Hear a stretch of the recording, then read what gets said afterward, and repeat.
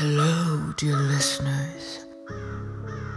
I wish to tell you the story of a man I met many years ago and was gone not long ago.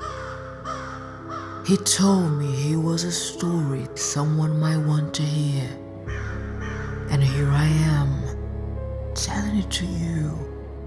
But to tell his story, I need to go back in time and tell you first the story of another man and how they both share the same fate.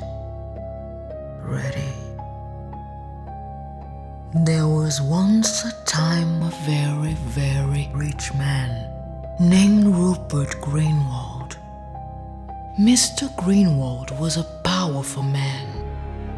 He did business with the right people at the right time, at the right places.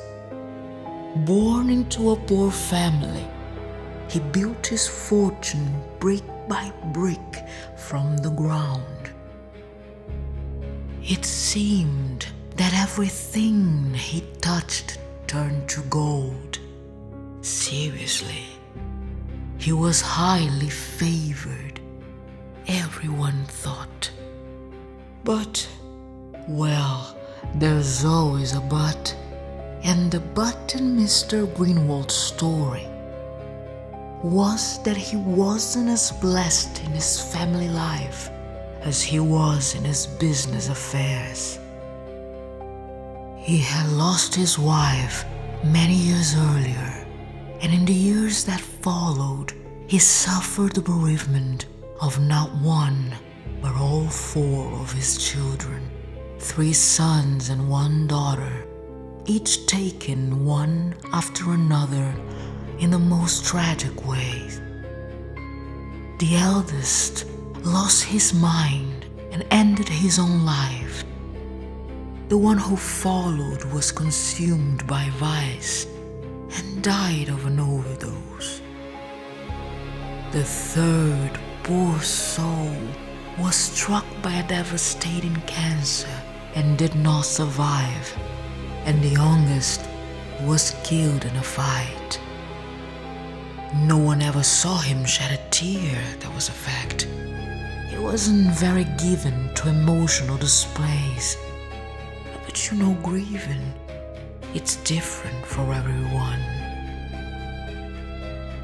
Despite the many losses, Greenwald's fortune did nothing but multiply and multiply, to the point he was considered the richest man in town.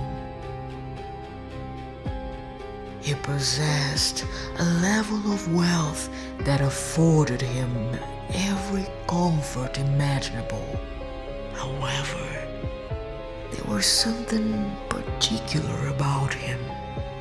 He wore the same shoes everywhere he went, and when asked why they were so special, he used to grin and reply, "It was a gift from my great-grandfather." You see, apparently, among the family's 8 sons and daughters, no one but him could fill those shoes, and he took a strange pride in it. In all honesty, Greenwald's feet were unusually small for such a large man. No wonder the whispers that followed him every time he walked into a room. Well, everyone is entitled to some eccentricities, and those shoes, those golden shoes, were definitely his. Time went on, and in the year of our Lord, 1941, Greenwald started to present signs of great distress. He secluded himself in his big mansion, and his servants rumored that he moaned from the pain in his feet every night. It seemed as strange a named illness had taken hold of him. However, curiously, he refused to take off his shoes. Every time one of them tried to remove them to relieve his pain, he would grow frantic with panic, bulgy eyes, shallow breaths. All they could say was that Mr. Rupert Greenwald and his great empire seemed to have been struck by a tide of misfortune. From his chamber, he bore witness to the downfall of years and years of work. All I can tell you is by the time of his death, at the age of 68, he had nothing. The last word he uttered, according to his attending physician, was, "Sacrifice, sacrifice, sacrifice," though it wasn't clear what he was speaking of. Greenwald was cremated at the will of his family, with no heirs to claim what remained. His belongings were auctioned off, for no relative wished to keep anything that had belonged to the deceased.